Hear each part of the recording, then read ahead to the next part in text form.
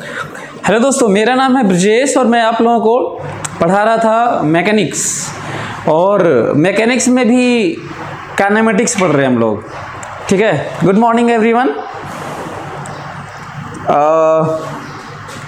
सभी लोग अपना चैटिंग बंद करें।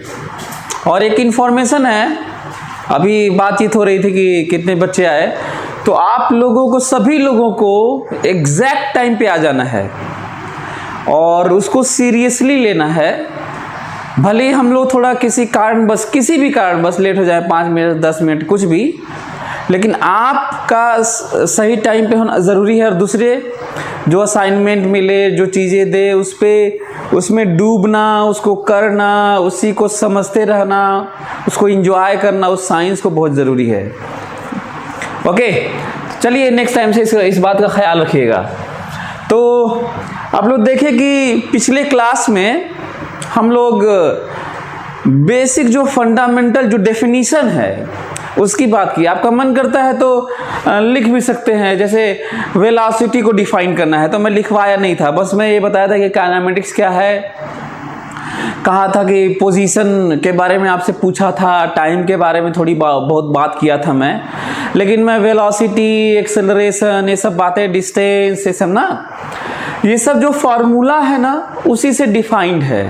तो इसलिए बहुत ज़्यादा ये नहीं, कुछ लोग बताए भी थे कि वेलोसिटी कैसे डिफाइन करेंगे। So rate of change in position with respect to time, है ना। स्पीड कैसे डिफाइन करेंगे, magnitude of rate of change in position with respect to time. Acceleration कैसे डिफाइन करेंगे, rate of change in velocity with respect to time. तो हमको लगता है कि इतना सबको आता है, इसलिए मैं नहीं लिखवाया। आपका मन करता है तो इन सब चीज़ों को लिख सकते हैं, किताबों में मिल जाएगा।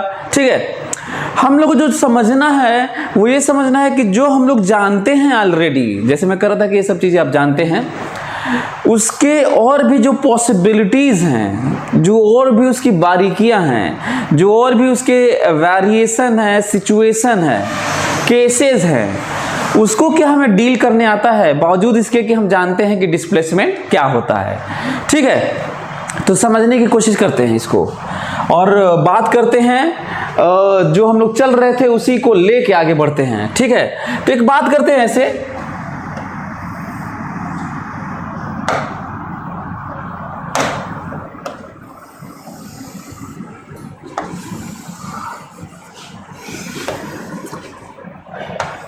रियल लाइफ में आप लोगों से बात हो चुकी है कि पोजीशन को डिफाइन करने के लिए हम लोगों को रेफरेंस लेना होता है, याद होगा आप लोगों को शायद।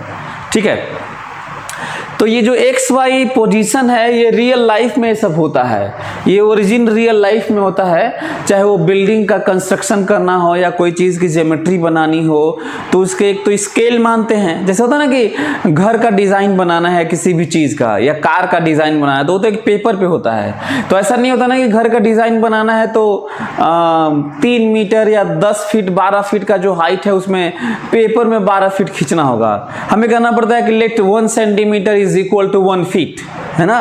तो 12 सेंटीमीटर से हम लोग अपना बना लेते हैं स्केल ऐसे। तो एक तो स्केल वाला जो हम लोग को लगता है कि मैं उसमें वेक्टर में भी बताया हूँगा। हमें लगता है कि आप एक एक लोगों को, यदि आपको लगता भी है कि वेक्टर आपको आता है तो भी आप वेक्टर पढ़िए, आपको पता चल जाए कि आपको वेक्टर नहीं आता था, आपको 10% शायद आता रहा होगा, थोड़ा बहुत फेमिलियर रहे होंगे। तो इसलिए वेक्टर का पूरा क्लास कर लीजिएगा, बहुत ज़रूरी है। अच्छा, कुछ बातें और,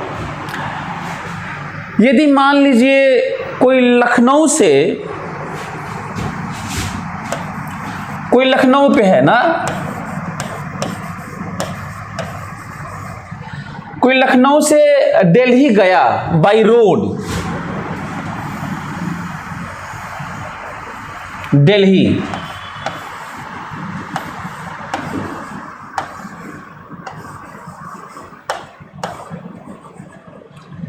दिल्ली गया ना, कोई लखनऊ से दिल्ली गया।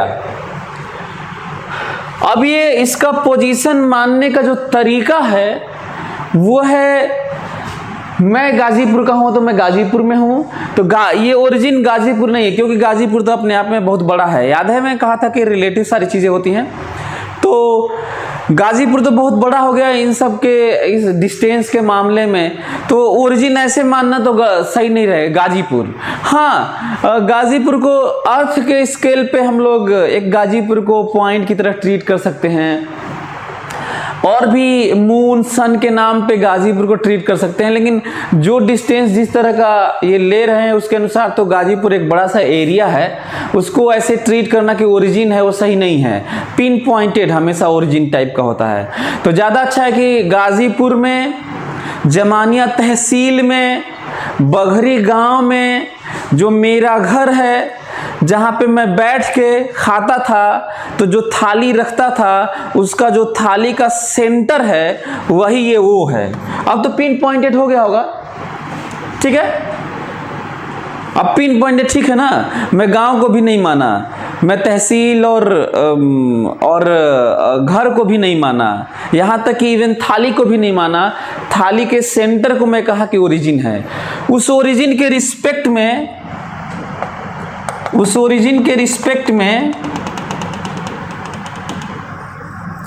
ये है RI और ये है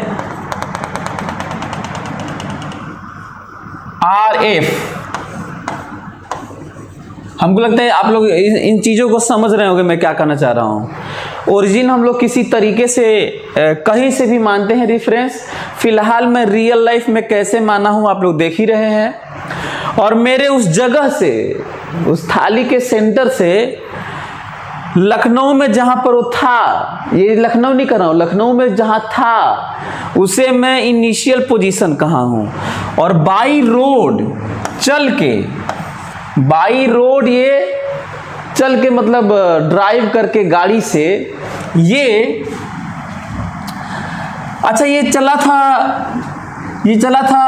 ये 8 बजे चला था ना, 8 बजे चला था और ये पहुंचा था शाम के 4 बजे। सही है, 4 बजे पहुंचा था शाम के, और ये चला था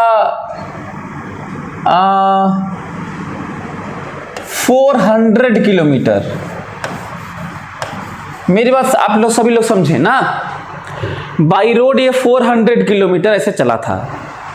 मैं इसलिए ये सब बातें कर रहा हूँ ताकि मैं आपको एहसास दिला पाऊँ कि जब आप कोई क्वेश्चन अटेम्प्ट करेंगे उसमें लखनऊ, दिल्ली, सिंगापुर, यहाँ वहाँ ऐसे लिखा हो, ऐसे ऊपर नीचे इधर उधर कुछ लिखा हो, तो आप घबराएं नहीं, आप उसको महसूस करें कि जो इनिशियल और फाइनल जो आप लोग 9th में भी पढ़े होंगे उसी तरह की बातें हैं। लेकिन जब ये यहाँ से ये जो दूरी है ना, ये इस दूरी को डेल्टा R कहा जाता है। और पता है फ्रॉम इनिशियल टू फाइनल जो एरो होता है, एरो वो हमेशा final position minus initial position होता है। इसी के मैग्नीट्यूड को हम लोग को डिस्प्लेसमेंट कहते हैं। एनीवे, हमको लगता है कि अब वो टाइम आ गया है कि मैं इसको बदलूं और कह दूं कि ये है, ये 400 किलोमीटर है और ये हुआ 300 किलोमीटर।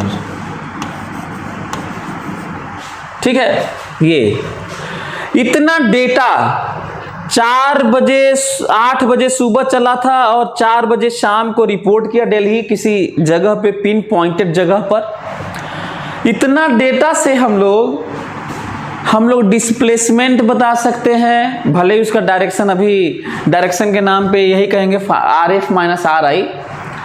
डिस्टेंस बता सकते हैं, एवरेज वेलोसिटी बता सकते हैं, एवरेज स्पीड बता सकते हैं, है ना। पर हम लोग किसी मोमेंट पर हम लोग एग्जैक्ट स्पीड, एक्सेलरेशन, डायरेक्शन, ये सब बड़ा मुश्किल हो रहा है। तो इससे ये जो फोटो आपको दिख रहा होगा इससे साफ है, यदि कोई कहता है कि डिस्प्लेसमेंट बताइए, कोई कहता है कि डिस्प्लेसमेंट बताइए, तो डिस्प्लेसमेंट का आंसर कितना है बताओ? आंसर है 300 किलोमीटर। हमें लगता है सभी लोग समझ रहे होंगे। डिस्प्लेसमेंट का आंसर है 300 किलोमीटर। और यदि कोई कहता है नहीं डिस्टेंस बताइए, हमसे कोई कहता है कि नहीं डिस्टेंस बताइए, आंसर है 400 किलोमीटर। बोलो, जो एक्चुअल में गाड़ी चली है बाई रोड, जो एक्चुअल में गाड़ी चली है बाई रोड वो 400 किलोमीटर है। और straight shortest path length, shortest distance between initial and final is known as what? Displacement. मैं तो कहता हूं कि आप लोगों को वर्ड पे भी ध्यान देना चाहिए। डिस्प्लेसमेंट मतलब डिस्प्लेस, मतलब एक प्लेस से दूसरे प्लेस, मतलब क्या? सीधा दूरी। जैसे होता है ना डिस्प्लेस, डिसलोकेट एंड मिसप्लेस।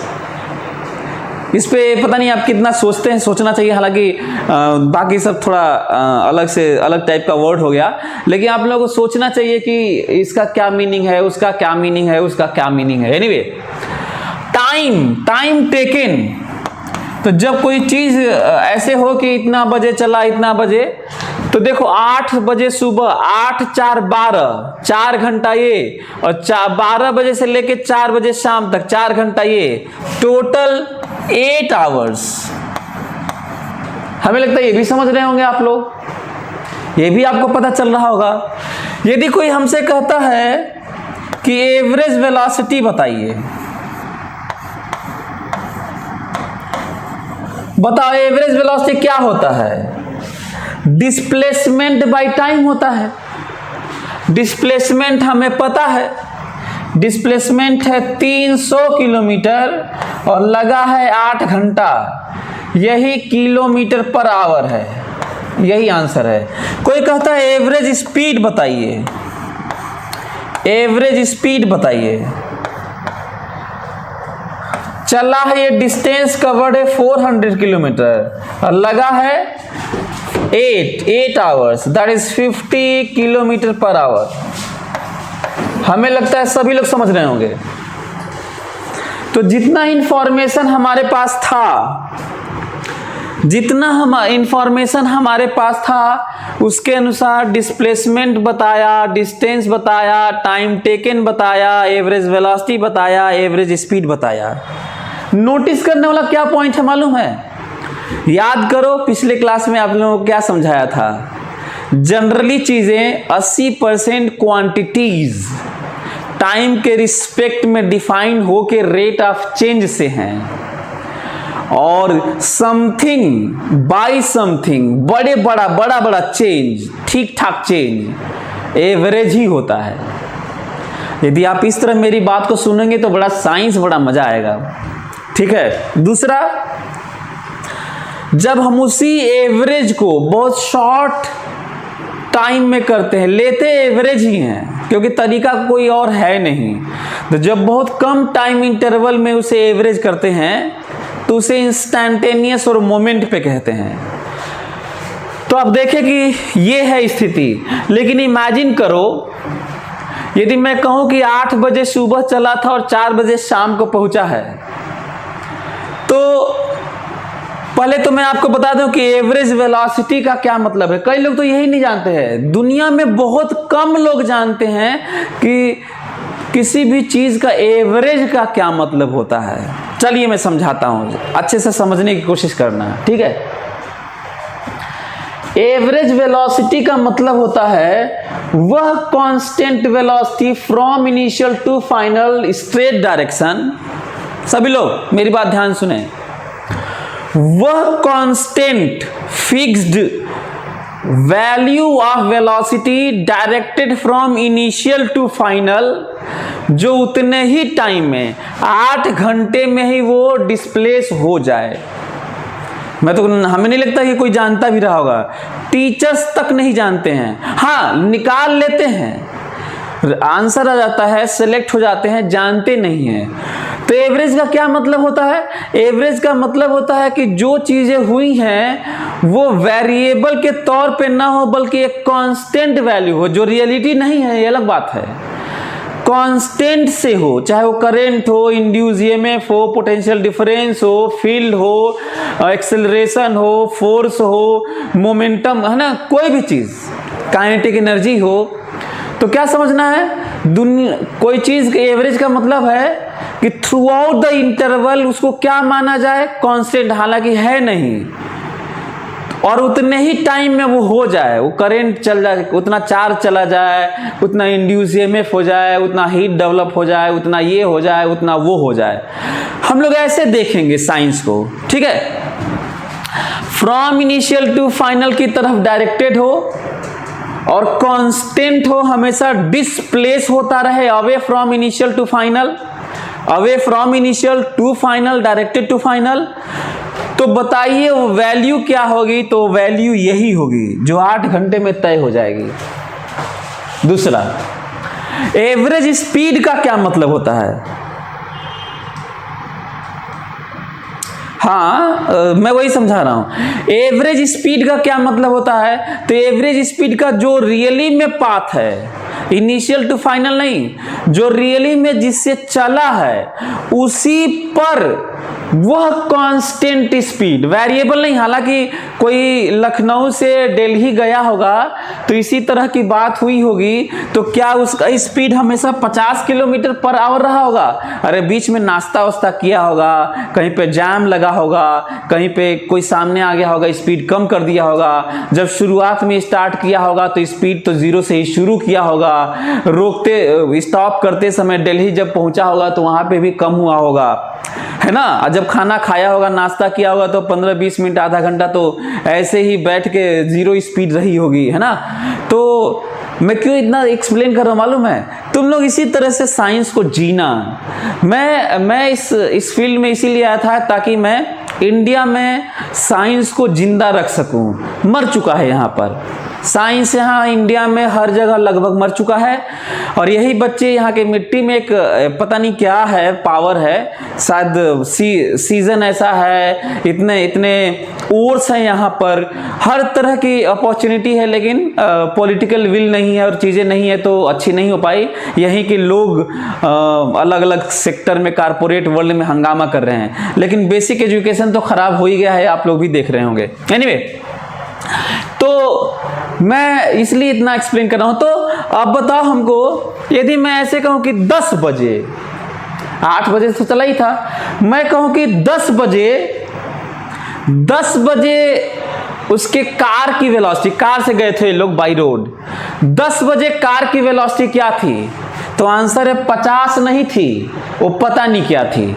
वो 10 बजे एट 10 AM, इसी को कहते हैं इंस्टैंटेनियस वेलोसिटी या सिंपली वेलोसिटी। और नहीं बताया जा सकता, जितना इंफॉर्मेशन है उतना नहीं बता सकता। अच्छा, क्या आप लोग एवरेज समझ में आया? एवरेज, दुनिया का कोई चीज का एवरेज का क्या मतलब होता है?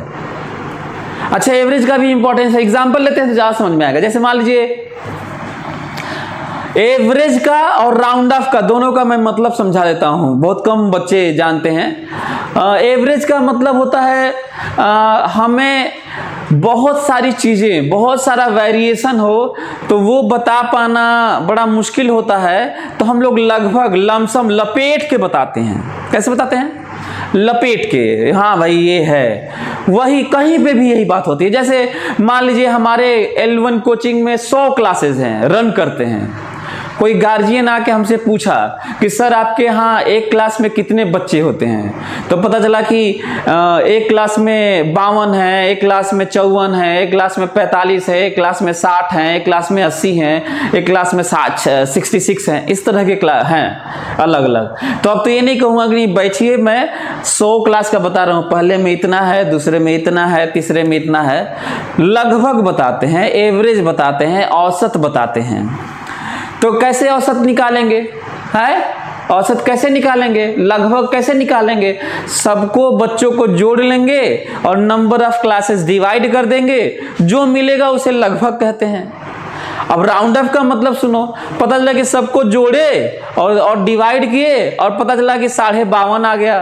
तो ऐसा नहीं कर सकते ना कि एक क्लास में 52.5 बच्चे होते हैं हमारे यहाँ। अब फिर से 52.5 तो हो नहीं सकता, इसीलिए या तो उसको 53 कर देते हैं या तो उसको 52 कर देते हैं। तो वही फिर रूल बना दिया कि 0.5 से ज्यादा होंगे या 0.5 होगा तो उसको बढ़ा के पूरा कर देंगे, तो 53 कर देते हैं। मैं हमको लगता है कि मेरी बात आप लोग समझ गए होंगे कि जब वेरिएशन बहुत ज़्यादा हो, कोई लखनऊ से दिल्ली गया हो तो कितने तरह की स्पीड अक्वायर किया होगा आप लोग सोच पा रहे होंगे। तो एवरेज का महत्व तो समझ में आ गया होगा कि वह कांस्टेंट स्पीड जो उसी रास्ते से उतना ही किलोमीटर चले, और वह कांस्टेंट स्पीड बताइए जो उतना ही देर में तय करके पहुंच जाए। कांस्टेंट स्पीड बताइए। हालांकि ये रियलिटी नहीं है, वो तो बदलता हुआ चला था। चलिए, तो हमको लगता है कि आज आप लोग इंस्टेंटेनियस और कांस्टेंट समझ गए होंगे। तो कांस्टेंट किसे बोलते हैं ये, पर क्या ये रियलिटी है? ये नहीं, रियलिटी नहीं है, ये तो लपेट के बताई हुई चीज है। जो लखनऊ से दिल्ली तक 50 से लगातार चलते रहें, बिना खाए पिए, बिना जाम में रुके, बिना स्पीड बदले, तो ये होगा, पर रियलिटी ये नहीं है। तो हमें तब क्या, जैसे एग्जांपल यदि मैं कहूं 10 बजे बताइए, आप लोगों का कोई answer? How to find velocity of that car at 10 AM sharp? Come on, reply fast. चलिए, रिप्लाई करिए। हमको आप लोगों के सामने डेटा है, डेटा के अनुसार क्या क्या निकाल सकते हैं आपके सामने है। आपको बताना है 10 बजे कार की वेलोसिटी बताइए।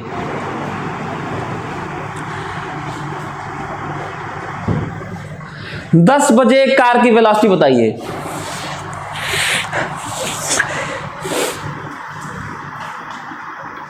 क्या 50 किलोमीटर पर आवर है? इंस्टेंटेनियस वेलोसिटी, हाँ, वंशिका कुमारी इंस्टेंटेनियस वेलोसिटी बताना है 10 बजे। भाग्यश्री का आंसर है कांट से, ज्योति प्रकाश का है can't say. Value of tangent at 10 AM। Abhishek, value of tangent तो वो that is direction of velocity at that moment, not value of velocity magnitude. इनएडिक्वेट data, insufficient data, so can't be calculated. Information is not enough for this. Vanshika Kaushik 75 how? Priyanshu Shukla 50। चलिए मैं बताता हूं, सभी लोग सुनेंगे मेरी बात, ठीक है? अच्छा, जो लोग, ये क्या हो गया यार?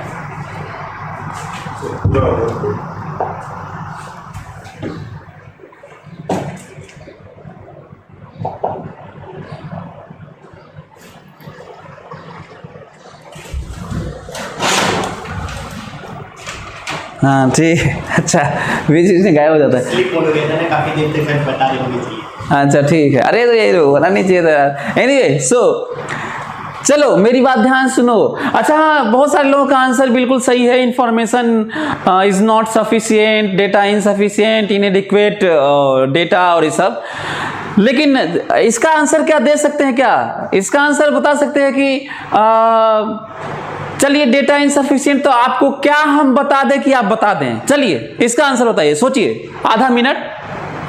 हम आपको क्या इंफॉर्मेशन चाहिए, या वहां पर 10 बजे निकालने के लिए क्या इंफॉर्मेशन चाहिए ताकि आप बता दें 10 बजे वेलोसिटी। 8 बजे चला था, शाम के 4 बजे, 8 बजे सुबह चला था, दिल्ली पहुंचा है 4 बजे। 10 बजे वेलोसिटी के लिए आपको हम क्या बताएं कि आप बता सकते हैं? रितुल का है कि फंक्शन बताइए, और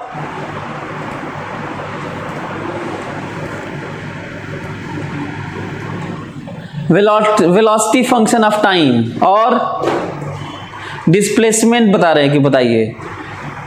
आप लोग सभी लोग अच्छा सोच रहे हैं, हमको इसीलिए मैं पूछा भी था ताकि आप लोग इस पे सोचें। मेरा मकसद है कि आप लोग आधा मिनट 1 मिनट हमेशा सोचा करें, इस पे कभी ध्यान न दें कि हम कैसे चल रहे हैं। बाद में यदि हम लोग परसेप्शन और हमारी रीवायरिंग ऑफ ब्रेन हो जाए, ब्रेन मतलब अलर्ट हो जाए, ट्रेंड हो जाए, तो बाद के चैप्टर्स को ऐसे मतलब चुटकियों में ऐसे फटाफट भाग जाएंगे और सब कुछ आप समझ रहे होंगे वो सारे चैप्टर, और बड़ा मजा आ रहा होगा। तो वेट फॉर दैट टाइम।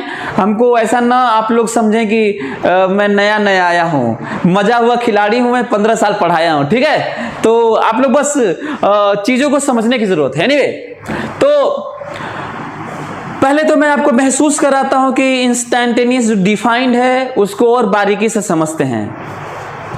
बहुत सारे लोग बोल रहे हैं वेलोसिटी टाइम का फंक्शन दीजिए, टेंजेंट ऑफ कर्व है 10m दीजिए, इक्वेशन दे दीजिए। चलिए मैं बता रहा हूँ, ठीक है इक्वेशन दे दीजिए, हाँ सबका सही है। अच्छा हाँ, चलिए मैं बता दूँ कि थोड़ा सा फॉल्ट क्या है, हालांकि आप लोगों का सही है। हम दे देंगे, आपका फंक्शन दे दें, वेलोसिटी का फंक्शन दे दें, पोजीशन का फंक्शन दे दें, कुल दे दें, तो भी आखिर हम करेंगे क्या, वो क्या करेंगे तो आएगा वो बताने जा रहे हैं, ठीक है। चलिए ध्यान से, एक्चुअल में ये होता है, एक्चुअल में पहला स्टेटमेंट बड़ा सा, जो चीजें किसी इंटरवल में चाहे छोटे से छोटा हो चाहे बड़े से बड़ा हो, यदि हम छोटे से छोटा करके इंस्टेंटेनियस निकालने की कोशिश करते हैं, निकालते हैं, जो रियली में हमारे ज़िंदगी में टाइम के रिस्पेक्ट में ज़्यादातर चीज़ें डिफाइंड हैं। फैक्ट ये है कि 10 बजे वेलोसिटी की बात करना, एग्जैक्ट 10 बजे मीनिंगलेस, कैंसिल, मीनिंगलेस, कोई मतलब नहीं होता। क्यों मतलब नहीं होता, ध्यान से सभी लोग सुनेंगे। अब फिर मैं बताता हूं कि आप लोग जो बता रहे थे वो क्या है ना, फिर से सुनो। 10 बजे, भले ही ये 8 बजे चल के 4 बजे पहुंच गया है दिल्ली, लखनऊ से दिल्ली, लेकिन 10 बजे या कभी भी किसी टाइम पर किसी भी क्वेश्चन में 10 बजे या t बराबर 2 सेकेंड पर या किसी मोमेंट पर वेलोसिटी कितना है, एग्जैक्ट उसी पर, एग्जैक्ट मीनिंगलेस है। क्यों मीनिंगलेस है? क्योंकि जब तक थोड़ी दूर चलेगा नहीं, थोड़ा टाइम लगेगा नहीं, तो दूरी में वो डिस्प्लेसमेंट, छोटा सा डिफरेंशियल डिस्प्लेसमेंट में छोटा सा टाइम इंटरवल नहीं डिवाइड करोगे तो घंटा मिलेगा, तुमको क्या मिलेगा बताओ।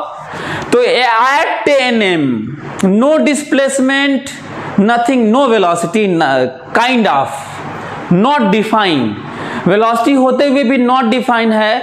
बात क्यों हो रही है, क्यों हो रही है मैं बता रहा हूं, फिर से सुनो। ds बाई dt, ds मतलब छोटा सा डिस्प्लेसमेंट और dt तो छोटा सा टाइम इंटरवल होता है ना। What is time interval at 10am? Meaningless.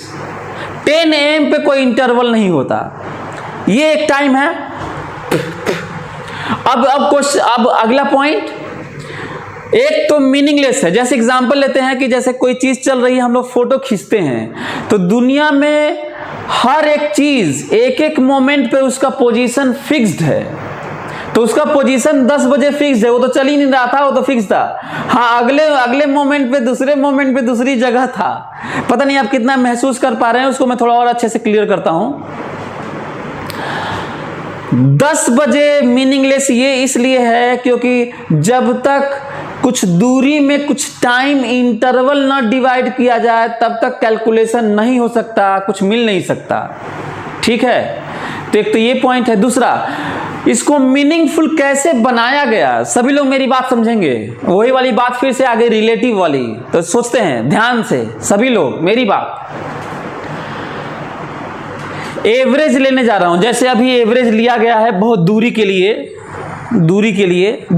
Average लिया गया है, वैसा ही मैं एवरेज लेने जा रहा हूं। कोई हमसे कहता है कि 10 बजे निकालना है, तो मैं ऐसे करूंगा, मैं उस मोमेंट पर जहां पे गाड़ी रहेगी 10 बजने में 1 मिनट पहले और 10 बज के 1 मिनट बाद तक 2 मिनट इंटरवल होगा। ये बड़ा इंटरवल हो गया तो छोटा कर देते हैं, ये लग रहा है एवरेज बड़ा है। 10 बजने में 1 सेकेंड पहले, 10 बजने में 1 सेकेंड पहले से लेकर 10 बज के 1 सेकेंड बाद तक जितना डिस्प्लेसमेंट हुआ होगा उसमें 2 सेकेंड इंटरवल है, डिवाइड करेंगे, जो मिलेगा वो एवरेज होगा। पर लपेट के कह देंगे 10 बजे मान लीजिए। अब कोई आके कहेगा सर 10 बजे नहीं है, तो बहुत बड़ा इंटरवल ले लिए, 10 बजे से पहले से लिए हैं और 10 बज के 1 सेकेंड बाद तक लिए हैं। 10 बजे नहीं है ये। हम कहें एक काम करो, चलो इसको एवरेज मान ली, इसको इंस्टेंटेनियस 10 बजे तो माने नहीं। मैं बताता हूँ, 10 बजने में 1 मिली सेकेंड पहले, मिली सेकेंड होता है 1 सेकेंड का 1000वां भाग होता है, 1 सेकेंड का 1000वां भाग। 10 बजने में 1 मिली सेकेंड पहले से लेकर 10 बज के 1 मिली सेकेंड बाद तक जो दूरी बहुत कम चली होगी सेंटीमीटर मिलीमीटर में, उसी में ये 2 मिली सेकेंड डिवाइड करेंगे और बहुत सारे मोमेंट होंगे। इस दौरान इनफाइनाइटली लार्ज मोमेंट्स होंगे, लेकिन सारे मोमेंट्स को लपेट के क्या माना जा सकता है रियल लाइफ में? 10 बजे माना सकता है। हालांकि है नहीं, पहले से और बाद तक लेकर है। अब ये कोई मान जाता है मिली सेकेंड तक, 1000वें भाग तक, ठीक है। नहीं तो कोई क्लेम कर सकता है कि सर हम इसको मानने को तैयार नहीं हैं, हम इसको एवरेज मानेंगे। ये 10 बजे नहीं, आप पहले से शुरू किए हैं, बाद तक गए हैं, जो मिलेगा उसे ही एग्जैक्ट उस मोमेंट पे कहा जाएगा अपने रियल लाइफ में। लेकिन कोई कह देगा नहीं, तो हम कहेंगे वही कुछ लोग बोल रहे हैं सूर्यांश महात्यम, तो कोई कहेगा नहीं हम नहीं मानेंगे, हम नैनो सेकेंड मानेंगे। जैसा एक बच्चा बोल रहा है माइक्रो सेकेंड मानेंगे, नैनो सेकेंड मानेंगे, तो ठीक है। नहीं तो कोई कह देगा नहीं हम इसको भी नहीं मानेंगे, तो फिर हमें और कम करना होगा, फर्मी सेकेंड करना होगा, और भी है ना। आप मेरी बात समझ गए होंगे कि लग रहा है कि 10 बजे तो कहा ही नहीं जा सकता, मीनिंगलेस होने जा रहा है। लेकिन अब फिर लौट के आते हैं रियल लाइफ में। सुनो, हमको ये बताओ कि सही में कोई 10 बजे आपसे पूछे तो millisecond, microsecond, nanosecond का मारो गोली, क्या ये बात सच नहीं है कि 1 सेकेंड ही हम लोग रियल लाइफ में इग्नोर करते हैं? कोई कहता है कि कितना बजा है, तो आप लोग यदि घड़ी नीडल वाला होगा, जो हैंड्स होंगे, hours hand, minutes hand, seconds hand, तो आप लोग सबसे पहले आपकी नज़र जाती होगी घंटा वाली सुई कहाँ है, दूसरा नज़र जाता होगा मिनट वाली सुई कहाँ है, और सेकेंड वाले को तो ध्यान भी नहीं रखते होगे। वो बेचारी घूम रही है, उसका तो कोई वैल्यू ही नहीं है, पता नहीं कौन झूठे ही बना दिया उसको, कोई नहीं देखता है उसको। लोग लपेट के बोल देते हैं, यदि 10 बजने में बल्कि 1-1.5 मिनट बाकी रहता है तो लपेट के 10 बजा देते होगे, सेकेंड कहाँ से बताओगे? तो रियल लाइफ में आप बताइए, यदि 1 सेकेंड हम लोग 1 सेकेंड पहले और 1 सेकेंड बाद ले लें और सारे मोमेंट को यदि 10 मान लें, तो क्या रियल लाइफ में सही नहीं है? रिलेटिव देखो आ गया। क्या ये 1 सेकेंड पहले और 1 सेकेंड बाद रियल लाइफ में हम लोग 10 ही नहीं बोलते सारे मोमेंट्स को? हालांकि होता नहीं है। तो हमको लगता है कि अब क्लियर हो गया होगा कि हम लोग साइंस कैसा पढ़ने वाले हैं, किस तरह का अप्रोक्सीमेशन है, किस तरह का रिलेटिव है, और किस तरह से फाइन मतलब और एक्यूरेट किया जा सकता है। हमको लगता है आइडिया लग गया होगा। मतलब कहीं पे कहा जा रहा है कि नैनो सेकेंड भी नहीं मानेंगे, और कहीं पे रियल लाइफ में कह दिया जा रहा है कि नहीं 1 सेकेंड भी ठीक है, मान लीजिए 10 बजे। हमको लग रहा है कि आप लोग समझ गए होंगे। यदि समझ गए होंगे तो अब बात यह है कि 10 बजे बताने के लिए 10 बजे के इर्द गिर्द, 10 बजे के आसपास, 10 बजे के पास में ही इधर उधर थोड़ा सा इंटरवल लेके, थोड़ा सा टाइम इंटरवल लेके, जिसे dt कहा जाएगा। क्या कहा जाएगा? dt, और चलेगा ds, और डिवाइड करोगे जो मिलेगा उसे हम लोग कहेंगे वेलोसिटी एट दैट मोमेंट है, जो कि रियली में एट दैट मोमेंट नहीं है। लपेट के मान रहे हैं कि एट दैट मोमेंट है। चलिए, हमको लगता है कि आप लोगों को समझ में आ गया होगा, और यदि आप लोगों को समझ में आ गया होगा तो यही मतलब है ds/dt का। बोलो। तो वो dt जिसको हम लोग एट t मान लेते हैं, t पर dt, किसी t पर dt लेते हैं और कह देते हैं t ही है, क्योंकि नो चेंज, जबकि चेंज है। चलिए ओके, आप लोग समझ गए होंगे। तो इस इंफॉर्मेशन से आप लोगों को काफी आइडिया लग गया होगा। अच्छा हाँ, एक और चीज, किस तरह के क्वेश्चन बनते हैं यदि ये कह देते हैं कि ये देखो, यदि ये कह देते हैं क्वेश्चन टाइप का, मैथ्स टाइप का कह देते हैं कि हम देते हैं इनिशियली कोऑर्डिनेट के रूप में 2i + 3j + 4 के इनिशियल पोजीशन है लो, और गाड़ी चल के पहुंची है फाइनली 10i + 2j - 4 के। बताइए डिस्प्लेसमेंट कितना है? आंसर है डिस्प्लेसमेंट कितना है, डेल्टा आर बराबर final position minus initial position. हमको लगता है ये भी आप लोग समझ गए होंगे। बोलो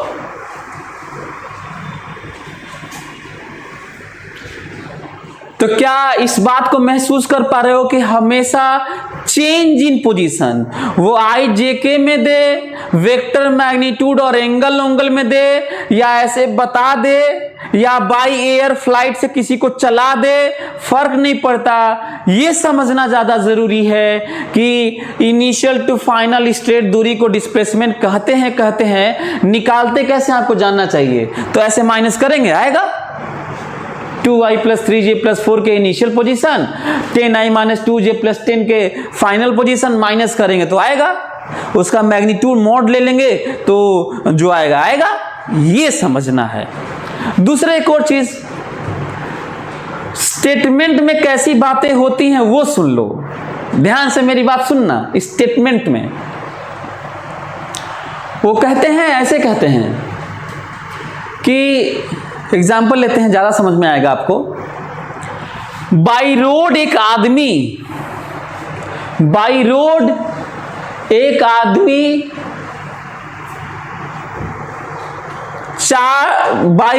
आदमी 8 घंटा सफर किया 50 के स्पीड से। ध्यान से, बाई रोड एक आदमी 8 घंटा सफर किया 50 के स्पीड से, 50 km/h से। लेकिन जब वो लौटा वहां से, या फिर एक और दूसरा आदमी उसका दोस्त फ्लाइट से गया और वो चला 600 km/h और 1 घंटे में फटाक से पहुंच गया।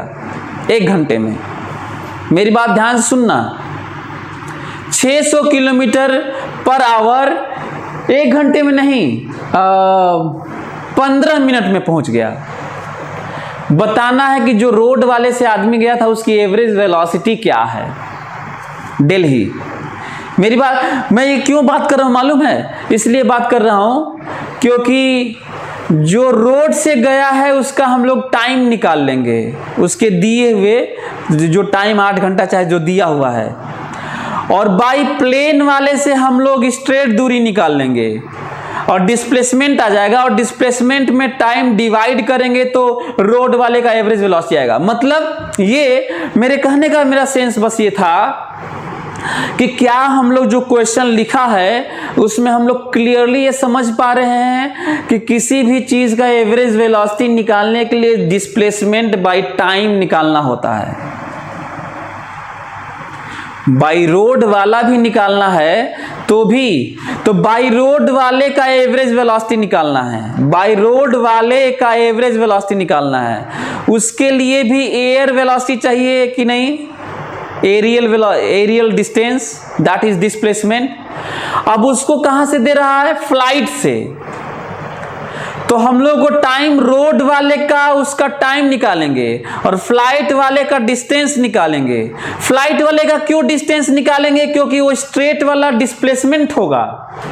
मैं ये क्यों बता रहा हूं? क्योंकि क्वेश्चन में जब तुम पढ़ते होगे तो इन फार्मूला पहले सोचेंगे कि ऐसा भाई कि डिस्प्लेसमेंट बाय टाइम से ही आएगा। अब दिक्कत है कि हमारे पास इंफॉर्मेशन मिल ही नहीं पा रहा है डिस्प्लेसमेंट कितना हुआ है। तो बार बार पढ़ो उस क्वेश्चन को, समझो और मेहनत करो, आएगा। एक और चीज है, चलिए एक और मेरे क्वेश्चन का जवाब दे दीजिए, तब आगे बढ़ते हैं। एक क्वेश्चन का मेरे जवाब दे दीजिए तो थोड़ा आगे बढ़ते हैं। सभी लोग जवाब देंगे, सभी लोग मेरे साथ इंटरैक्ट करेंगे। हाँ,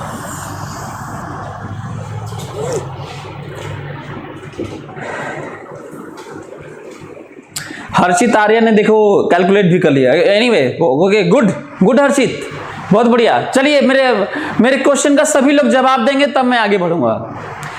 क्या डिस्प्लेसमेंट और डिस्टेंस कभी भी बराबर हो सकता है? Come on, reply fast. क्या डिस्प्लेसमेंट और डिस्टेंस कभी भी बराबर हो सकता है? Come on, reply fast. Displacement और डिस्टेंस कभी भी बराबर हो सकता है? रिप्लाई।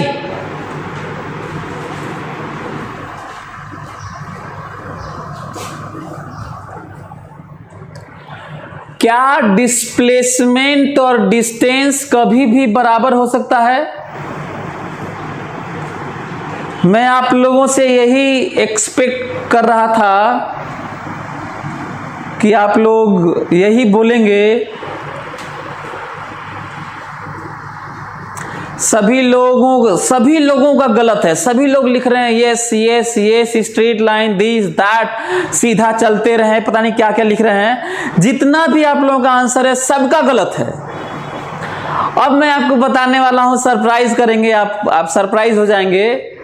और फिजिक्स को हम लोग इसी तरह देखेंगे। जितने भी लोग लिख रहे हैं सबका गलत है। लिख रहे हैं यस सर इन सम केसेस, इसका आंसर है नेवर। इसका आंसर है नेवर। और फिर बाद में एक्सक्यूज मत देना तुम लोग।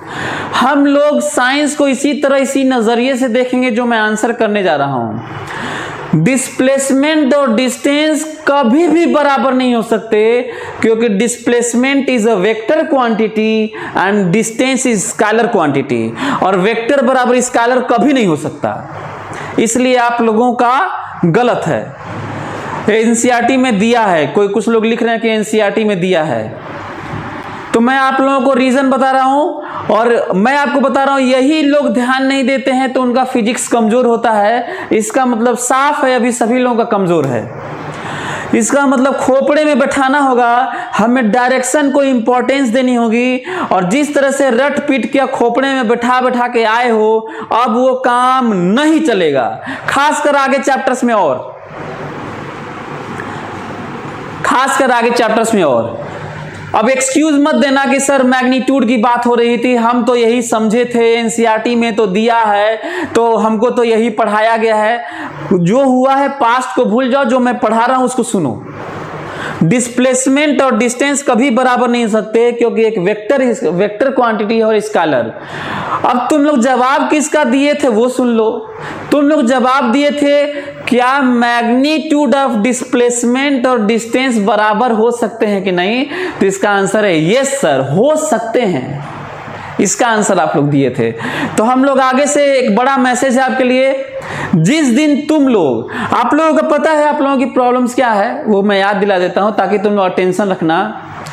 तुम लोगों ने आज तक डायरेक्शन को कम ध्यान दिया, और जो लोग फिजिक्स में डायरेक्शन को कम ध्यान देंगे, तुम्हारी फिजिक्स स्ट्रांग हो ही नहीं सकती। लिख लो आज। तो एक तो ये पॉइंट है, सभी लोग, हमको लगता है कि मेरी बात सभी लोग पकड़ रहे होंगे। अच्छा, मे भी इक्वल है। अच्छा, कितने लोग इससे सहमत हैं? चलो, मैग्नीट्यूड ऑफ डिस्प्लेसमेंट और डिस्टेंस बराबर हो सकते हैं, पर कब बराबर होते हैं यही बता दो। अब तो ठीक है, अब तो मैग्नीट्यूड में कह रहा हूं, कब बराबर होते हैं?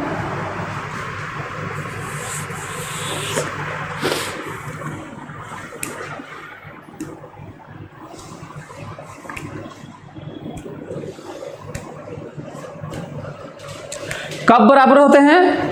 चलिए, हमको लगता है कि आप लोग शायद यही सोच रहे होंगे कि स्ट्रेट लाइन मोशन। फिर से आंसर गलत है। स्ट्रेट लाइन मोशन नहीं, बल्कि straight line motion and unidirectional. Straight line motion and unidirectional. यदि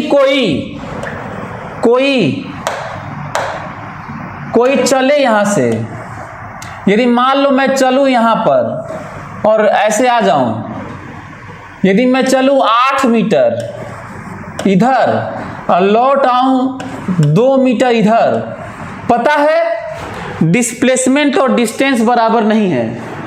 मैं डिस्टेंस चला हूं 8, 2, 10 मीटर और डिस्प्लेसमेंट है 6 मीटर, और जबकि स्ट्रेट लाइन मोशन है। सो स्ट्रेट लाइन भी केवल आंसर नहीं है, स्ट्रेट लाइन यूनिडायरेक्शनल मोशन केवल आंसर है। When motion is on straight line and same direction, exactly Ankit Kumar. So जल्दी से सभी लोग लिखिए इसको सभी लोग लिखेंगे।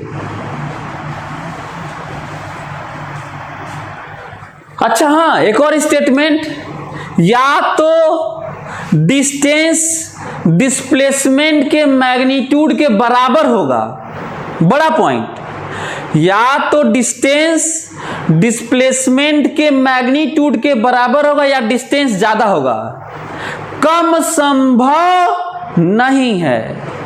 या तो बराबर या डिस्टेंस ज्यादा, डिस्टेंस कम संभव नहीं है। तो सभी लोग लिखें, स्टेटमेंट लिखें, बड़ा स्टेटमेंट लिखें। Magnitude of displacement,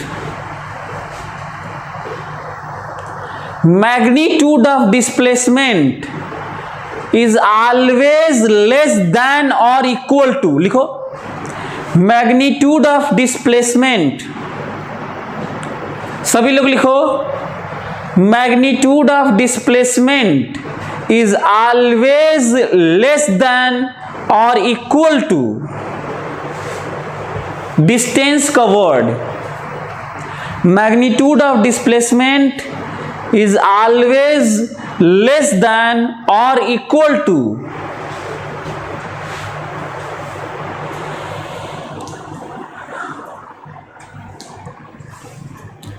magnitude of displacement is always less than or equal to distance covered।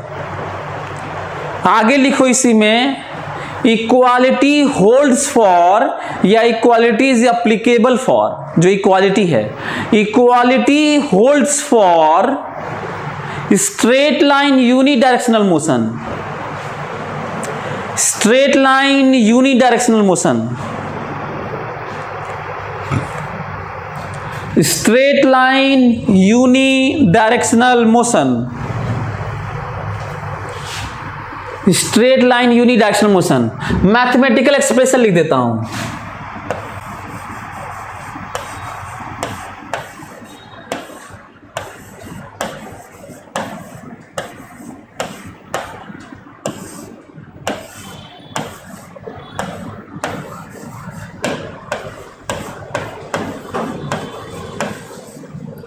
हाँ, magnitude of displacement, magnitude of displacement is always less than equal to distance। या तो डिस्टेंस से ये छोटा होगा या बराबर होगा, और ये भी लिखवा दिया हूं कि बराबर कब होगा, बराबर कब होगा। और यदि डिस्प्लेसमेंट का मैग्नीट्यूड में टाइम डिवाइड करें, लेस देन और इक्वल टू डिस्टेंस में टाइम डिवाइड करें, आपको पता है एवरेज वेलोसिटी का मैग्नीट्यूड लेस देन और इक्वल टू एवरेज स्पीड, ये भी लिख लो। मैं दोनों में टाइम डिवाइड कर दिया हूं, इसी में टाइम डिवाइड किया हूं,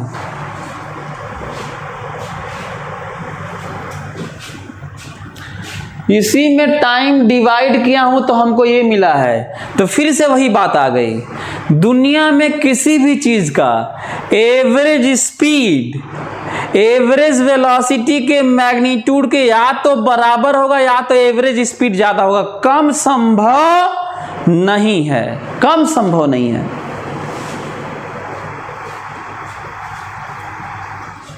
कम संभव नहीं है। और यही रीजन है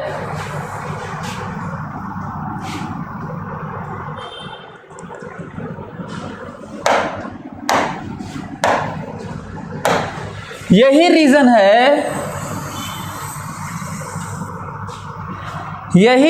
है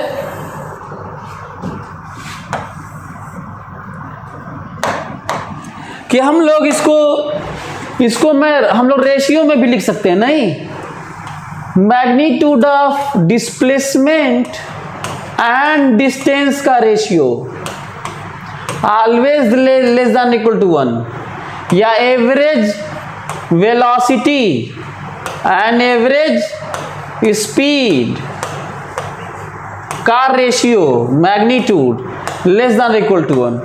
यदि इसको उल्टा कर दे तो ग्रेटर देन इक्वल टू 1, इसको उल्टा कर दे तो ग्रेटर देन इक्वल टू 1। क्यों? हम लोग इतना समझ रहे होगे।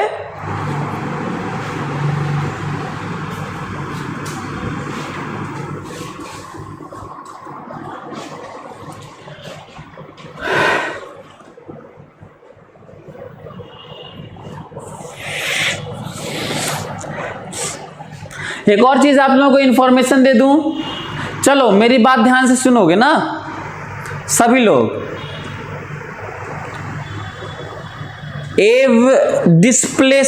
एवरेज वेलोसिटी, अच्छा चाहे डिस्प्लेसमेंट तो कई तरीके से जीरो हो सकता है। डिस्प्लेसमेंट जीरो होने का मतलब होता है पार्टिकल जाकर चलकर फिर वहीं आ जाए। फिर से, दुनिया में किसी ऑब्जेक्ट का, पार्टिकल का, किसी भी चीज का डिस्प्लेसमेंट जीरो कब होता है बताओ? जब पार्टिकल जाए और फिर चल के वहीं पर आ जाए। इनिशियल पोजीशन ही फाइनल पोजीशन बन जाए, फाइनल पोजीशन और इनिशियल पोजीशन सेम हो जाए, या पार्टिकल जाके चल के वहीं पर आ जाए, डिस्प्लेसमेंट जीरो। इसके अलावा कोई केस नहीं है। पर डिस्टेंस कभी जीरो नहीं होता। डिस्टेंस कवर्ड केवल एक केस में जीरो हो सकता है, पार्टिकल चले ही नहीं वहीं रह जाए, मोशन ही ना हो। बड़ा पॉइंट। पार्टिकल चल के कहीं से भी कैसे भी इनिशियल पोजीशन पर आ जाए तो डिस्प्लेसमेंट जीरो हो जाता है। लेकिन चला है, गया है, आया है, लेकिन डिस्टेंस कभी जीरो नहीं हो सकता। बस एक केस है जीरो होने का, बल्कि मोशन हो जाए, मतलब वो चले तो जीरो हो ही नहीं सकता। केवल एक केस है, पार्टिकल चले ही नहीं, वहीं रह जाए। यदि चल दिया तो भले ही लौट के आ जाए, डिस्टेंस जीरो नहीं होता। तो ये भी एक ख्याल रखने वाली बात है। इसका मतलब ये बात यदि समझ गए तो एवरेज वेलोसिटी और एवरेज स्पीड पर आओ। यदि ये समझ गए तो एवरेज वेलोसिटी और एवरेज स्पीड पर आओ। एवरेज वेलोसिटी जीरो केवल एक केस में हो सकता है, टाइम तो ऐसे भी नहीं रुकता है। एवरेज वेलोसिटी जीरो केवल एक केस में होगा, फार्मूला याद करो, डिस्प्लेसमेंट बाय टाइम होता है एवरेज वेलोसिटी। इसका मतलब एवरेज वेलोसिटी जीरो का मतलब है डिस्प्लेसमेंट जीरो, और डिस्प्लेसमेंट जीरो का मतलब है उसे लौट के वहीं आना होगा। बोलो, समझ में आ रहा है? और एवरेज स्पीड जीरो होने का मतलब है डिस्टेंस बाय टाइम जीरो, और एवरेज स्पीड जीरो होने का मतलब होगा डिस्टेंस जीरो, और डिस्टेंस जीरो का होने का मतलब है उसे चलना ही नहीं होगा।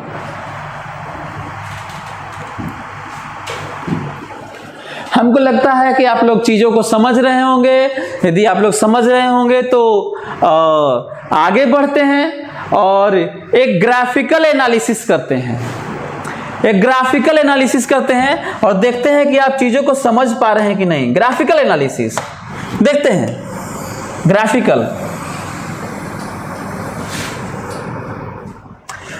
एनालिसिस सभी लोग देखेंगे, मेरी बात ध्यान से।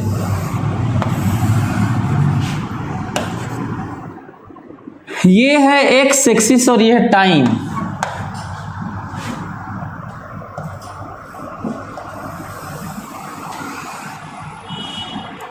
बीस मीटर,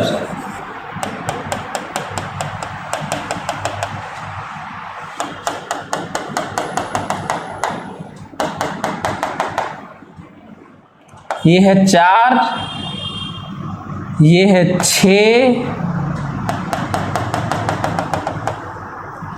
ये है 8। ठीक है।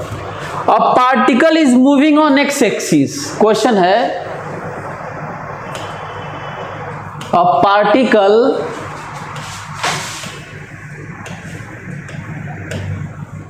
अ पार्टिकल या कार मान लीजिए moving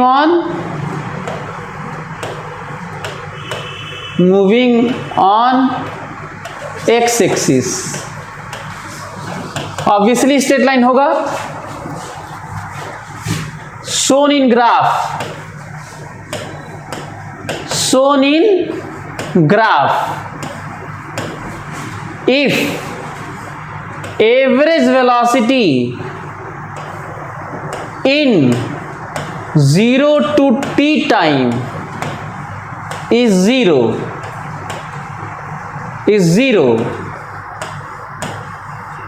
then value of t is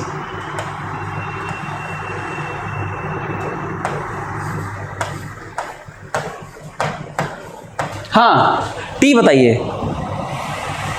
आपको बताना है कि ये एक बातचीत हो रही है, एक पार्टिकल एक्स एक्सिस पर चल रहा है। अच्छा यहाँ पे ये होना चाहिए था average velocity in 0 to non-zero t, मतलब ये t नॉन जीरो है, जीरो नहीं हो सकता। ये 0 से non-zero t तक यदि एवरेज वेलोसिटी 0 है तो बताना है कि t की वैल्यू क्या है ना। चलो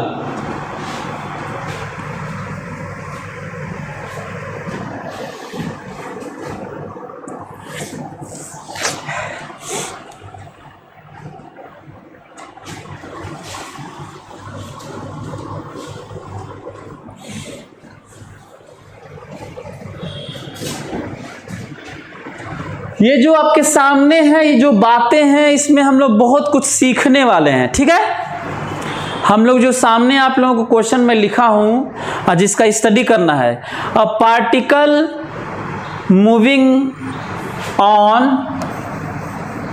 on x axis shown in figure is shown in graph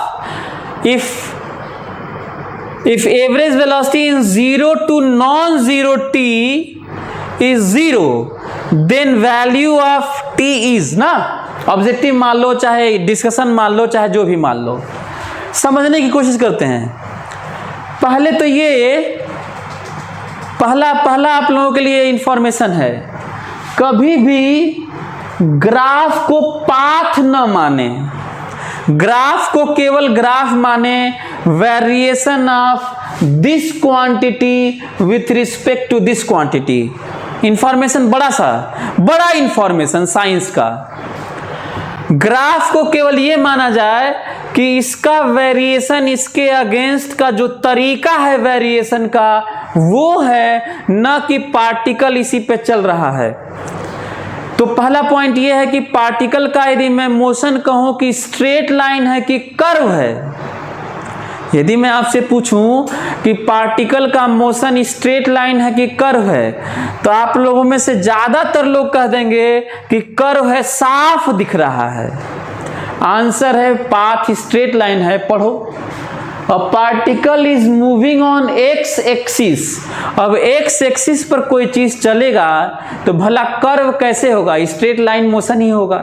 तो एक तो ये पॉइंट है जो समझना है, तो आप लोगों को याद रहेगा। एक तो ये है कि अभी देखो कनिष्का बोल रहे कि कर्व है, तो कर्व नहीं है, स्ट्रेट लाइन है। कहां से पता चला स्ट्रेट लाइन है? पार्टिकल केवल किस पे चल रहा है? एक्स एक्सिस पर, और एक्स एक्सिस पर कोई चीज चल रहा है तो उसका पाथ स्ट्रेट लाइन होगा। फिर लोग कहते हैं सर ये क्या बनाए हैं? तो ये पाथ नहीं है भाई, ये variation of position x against time है, ये समझो। एक पॉइंट ये है जो तुम्हें जानना था। दूसरा, एवरेज वेलोसिटी का फार्मूला बताओ क्या होता है? डिस्प्लेसमेंट बाय टाइम होता है। ठीक लिखा हूं? और एवरेज वेलोसिटी को कहा गया है जीरो होना चाहिए। ये जीरो तब होगा जब डिस्प्लेसमेंट जीरो होगा, और डिस्प्लेसमेंट जीरो तब होगा जब इनिशियल पोजीशन पर ही फाइनल पोजीशन मतलब लौट के आ जाएगा। इनिशियल पोजीशन को बाय डिफॉल्ट t बराबर 0 पे मानते हैं, यदि दिया है तो ठीक है। इसका मतलब x बराबर 20 पर था और 20 पर ही फिर से आ जाए। बताओ कितने देर बाद 20 पर फिर से आया है? 6 सेकेंड पर, और आंसर है t बराबर 6। इसका आंसर है t बराबर 6। इसका आंसर है, बहुत सारे लोगों का आंसर सही भी है। अब कई लोगों की शिकायत यह है कि सर समझ में नहीं आया, आप क्या बता दिए, क्या कर दिए। एक काम करता हूं, आपको फील कराने के लिए चाहे तुम लोग खुद भी खूब प्रैक्टिस करना।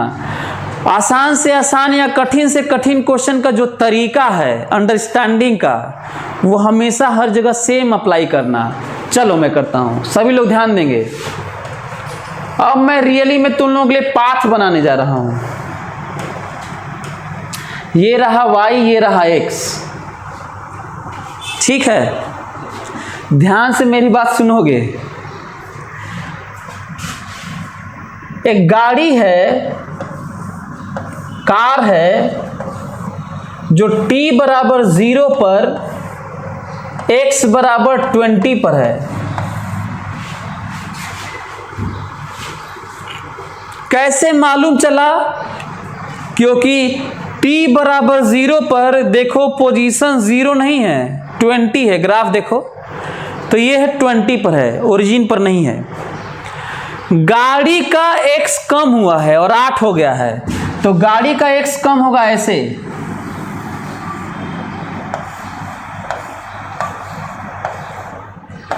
t बराबर 4 पर x बराबर 8 हुआ है।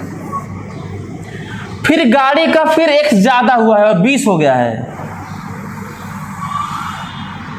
फिर गाड़ी यहां पे आई है और t बराबर 6 हुआ है और x बराबर 20 हो गया है।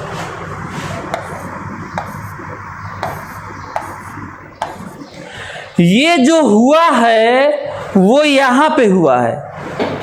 हमको लगता है कि नहीं, अच्छा, जिनको नहीं समझ में आया, कनिष्का और कई लोग बोल रहे हैं नहीं समझ में आया। ध्यान से सुनो, चलो समझने की कोशिश करते हैं। हम लोग टाइम को बढ़ाएंगे और देखेंगे x का क्या हो रहा है, क्योंकि बात x पर हो रही है। ठीक है, पढ़ लो क्वेश्चन, ये सब पढ़ के भी सोचा करो। पहले खोपड़े में बैठाओ कि हम लोग x पर ही रहेंगे। सभी लोग पहले खोपड़े में बैठाओ ये पढ़ के कि हम लोग x पर रहेंगे, और x पर वैसे ही चलेंगे, आगे बढ़ेंगे, पीछे आएंगे, आगे पीछे जो भी करेंगे वो x पर करेंगे और इसको देखते हुए करेंगे। चलिए सभी लोग मेरे साथ चलिए, 0 से चलते हैं। t बराबर 0, t बराबर 0, बताओ पोजीशन x कहाँ? 20। t बराबर 0, x बराबर 20। गाड़ी देखो x कम हो रहा है, इसे डिक्रीज करना बोलते हैं। x कम हो रहा है टाइम के साथ में। 4 सेकेंड पर x 8 हो गया, तो बताओ इधर जाओ, 8 इधर होता है भाई, x 20 है यहाँ पर, 8 तो यही ना होगा इधर। कितने सेकेंड पर? 4, t बराबर 4 पर x बराबर 8 है, तो इधर आओगे तभी ना, इधर थोड़ी 8 होता है। अच्छा, फिर टाइम और बढ़ा और बढ़ के x बराबर 20 हो गया 6 पर, तो फिर बढ़ा और t बराबर 6 पर x बराबर 20 हो गया, और बढ़ा तो चली गई गाड़ी। हमको लगता है सभी लोग समझ रहे होंगे। अब बताओ, गाड़ी यहां पे आके ऐसे चली गई, डिस्प्लेसमेंट 0 हुआ कि नहीं? कितने पर? तो इनिशियल वाली लाइन खींचो और वही 20 सोचो, और जितना टाइम आएगा उसे आंसर है, वही आंसर है।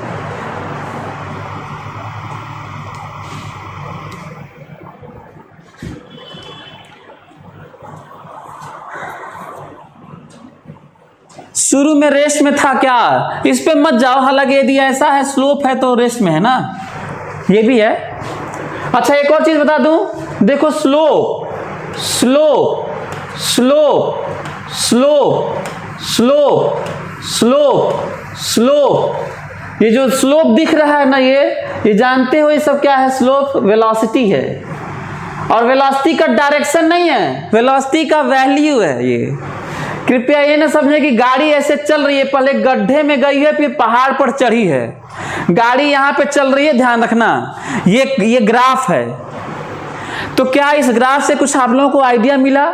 क्या आप लोगों को पता चला कि हम लोग एक्स को किसी भी ग्राफ में हम लोग एक्स को बढ़ाते रहेंगे और पैनी निगाह रखेंगे वाई पर, वाई वाली क्वांटिटी पर, और बातचीत करेंगे। कोई दिक्कत? हमको लगता है सभी लोग समझ रहे होंगे। तो बताओ, इनिशियल पोजीशन 20 था, फाइनल 20 करने के लिए तुम्हें एक लाइन खींचना होगा ताकि 20 ही बात हो फिर से। और 20 कितने पर? 6 पर। तो 6 सेकंड पर फिर से 20 पर होगा और डिस्प्लेसमेंट 0 होगा और एवरेज वेलोसिटी 0 होगी। बोलो कितने लोग एवरेज स्पीड, जब एवरेज वेलोसिटी 0 हो तो एवरेज स्पीड बताइए। चलिए answer, come on fast reply. जब एवरेज वेलोसिटी 0 हो तो एवरेज स्पीड बताओ। चलो सभी लोग एवरेज वेलोसिटी 0 हो तो एवरेज स्पीड बताओ। चलो बताओ। नॉन जीरो टी के लिए, नॉन जीरो टी ग्राफ यही है। 0 टू नॉन जीरो टी के लिए जब एवरेज वेलोसिटी 0 हो उस दौरान एवरेज स्पीड हमको बताओ। सभी लोग बताएं। मैं बताऊं? चलिए जरा फोटो देखो, इस पे देखो ना, ऐसे यहां पे भी देख सकते हो, यहां पे भी। बताओ, गाड़ी यहां से यहां गई है, 20 पर है, 8 पर है, तो ये बताओ कितना हुआ? ये 12 गई है, 12 आई है, तो एवरेज वेलोसिटी 0 हुआ होगा। 12 गई है, 12 आई है, 12 गई है, 12 आई है, 12 गई है, 12 आई है। यहां पे भी 24 मीटर चली है। बताओ कितना? 12 गई है और 12 आई है, तो एवरेज वेलोसिटी 0 हुआ होगा। और जब एवरेज वेलोसिटी 0 हुआ होगा तो बताओ कितनी दूरी चली है? 12 जाना और 12 आना, 24 मीटर चली है। और टाइम कितना लगा है? 6। टाइम कितना लगा है? 6। आंसर है 4 मीटर पर second. So average velocity 0 to 6 में, 0 टू 6 में एवरेज वेलोसिटी 0 है। और एवरेज स्पीड बताओ, एवरेज स्पीड कितना है? बताओ जल्दी। आंसर है 24/6। 24/6। हमको लगता है सभी लोग सीख गए होंगे।